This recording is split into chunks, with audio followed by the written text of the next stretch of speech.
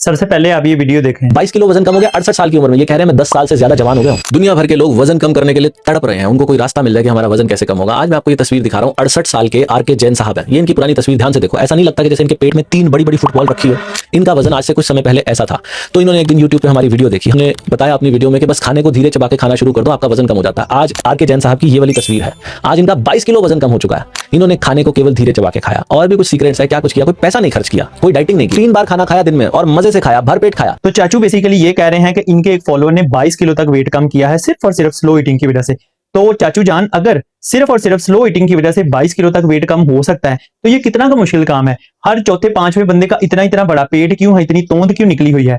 मैं एक चीज यहाँ क्लियर कर दूं कि माइंडफुल ईटिंग या जिसको स्लो ईटिंग कहते हैं, ये बड़ा पावरफुल और अंडररेटेड टूल है। साइंस भी यही कहती है कि जब आप अपने खाने को आराम आराम से चबा चबा के आहिस्ता आहिस्ता खाते हैं तो ब्रेन को टाइम मिलता है सिग्नल देने का कि भाई पेट भर गया है। हम क्या करते हैं, हम 5-4 मिनट के अंदर अपना खाना फिनिश कर देते हैं, फिर कहते हैं भाई मजा नहीं आया खाने का, भाई ले आओ 2-4 रोटियां और ले आओ, चावल ले आओ, कुछ ना कुछ खाने के लिए और ले आओ। स्लो ईटिंग की वजह से कुछ लोग नेचुरली कम कैलोरीज इनटेक करते हैं, जिससे क्या होता है कि उनकी क्रेविंग्स कंट्रोल में रहती हैं, वो ओवर ईट नहीं करते, उनकी डाइजेशन भी इंप्रूव होती है। बट 22 किलो वेट कम होना और उसका क्रेडिट सिर्फ एक हैबिट को देना, ये चीज मेरी समझ से तो एटलीस्ट बाहर है। अब देखें कि वेट लॉस कब होता है, जब आप कैलोरीज डेफिसिट में होते हैं, यानी कैलोरीज इन और कैलोरीज आउट, इन दोनों चीजों का आपने हिसाब रखना है। अब एक बंदा है वो स्लो ईटिंग स्टार्ट करता है, ठीक है, जिससे उसकी कैलोरी इंटेक जो है वो कम हो जाता है 300-400-500 कैलोरीज तक।